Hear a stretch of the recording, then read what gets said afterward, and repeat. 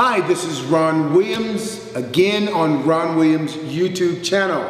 Natural Bodybuilder of the Decade, also inducted into the Natural Bodybuilding Hall of Fame. I want to talk to you today about calf training. Calf training is something that lots of people have been asking about, and now it's time for us to address that. You know, one thing with calf training that we have to understand, some people are just genetically gifted with great calves. You look at their calves, they've never done a calf raise in their whole life. And they have these huge, beautiful calves, and when they raise up on their toes, you have definition everywhere. You just want to kill those kind of people. The thing about it is, that is genetics. You have 3 different types of calves. And then you have 3 different levels of calves within those 3 different types of calves. You have a short or a high calf where you have a long bone on the bottom and the calf is extremely high. Then you have a medium calf, and then you have a long calf. And within that, you can have a high calf with a little more muscle fiber, or you can have a medium calf with a little more muscle fiber or a little less muscle fiber, or you could have a long calf. They look like bowling pins where the calf goes all the way down to the ankles. And you can have a lot of muscle fiber there or not so much muscle fiber there. Now within those 6 different types of calves that you have, you're limited to how much that calf will grow. With growing the calves, there are things that you want to look for, such as, people would say, turn your heels out, and that'll work the outer head of the calf. Turn your heels in, and it'll work the inner head of the calf. Makes no sense at all. Biomechanically, the only difference is, if you're doing a standing calf raise, you want to make sure that that standing calf raise, that you're always turning the feet in towards the big toe. That's where you get the peak contraction. If you turn your heels out and you roll off of that little toe, you're actually allowing the calf to relax at the top of the repetition.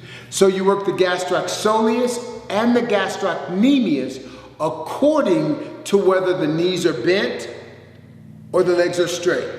If you're doing a seated calf raise or if you're doing a standing calf raise. That's the difference whether you're working the outer head or the inner head. It doesn't matter how you turn your feet. It matters whether you're seated or you're standing. So you want to keep that in mind. And I'm going to show you how to get a peak contraction on your calves. Now, one thing, you know, the calf and the abdominals are a very, very tough muscle group to work, because they're constantly being used. But what you never do on the calf that makes it grow is you never get a full stretch on the way down. And when you're walking and in everyday life, you never get a peak contraction where you go all the way to the top and you force all the pressure on that big toe to contract that calf to its maximum capacity. And we'll show you that here in just a second. Now, remember I told you about the 3 different types of calves and the 3 different types of muscle fiber that you have within the calf. Now, and I was telling you how it's important to turn in rather than out. This is what I mean. Now, as you notice my calf, what we never do is we never stretch the calf all the way down. As we go up, many times we push to the outside, which actually relaxes the calf, and we never get a peak contraction at the top. But as we rotate, we move in, that's where the peak contraction is. So a full stretch and then up on the inside, peak contraction.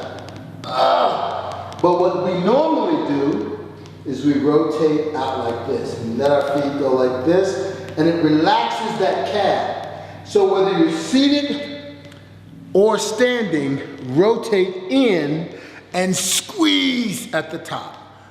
Full stretch at the bottom to get the lower head of that calf, and then rotate in toward the and squeeze all the way up to the top. You could do donkey calf raises, where you have someone sit along on your lower back, or you can do seated calf raises, where you're in a seated position and the pressure is across the quads, or you could do the calf raises on your shoulders. The best way to isolate the calf is to make sure there's no pressure on the shoulders, because you're carrying the weight with your whole body. So the whole body, including your core, has to be engaged, and it takes a little bit of the concentration off of the calf muscle that you're really trying to work. So if the weight is along your thighs or across the lower back, you can really concentrate on squeezing that calf at the top of the repetition.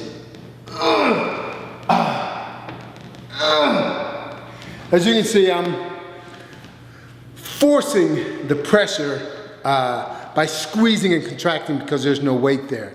But that's what you want to do, and there's several ways, as I said, that you can add the weight and the pressure.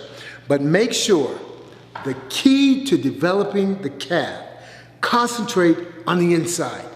That's where the peak contraction is. So what I want you to do at this point is, for the next 3 months, I want you to concentrate on that one little tip, concentrating on the inside where the big toe is and squeezing all the way to the top and going all the way down to stretch that calf. Don't concern yourself with how much weight. If you've been doing it the other way, moving to the outside, you've probably been using too much weight. Decrease the weight. If you can't get all the way up and get that peak contraction, lighten the weight. Concentrate on your form. Never sacrifice form for more weight. Always concentrate on the form and focusing on those focal points. And here the focal point is on the inside where you're getting a peak contraction. I want you to concentrate on that for the next little while, and then let us know what happens. If you like this segment on calves, let us know. But on top of that, I want you to subscribe and invite your friends to subscribe, and let's build this channel and let's build your body. God bless you until next time.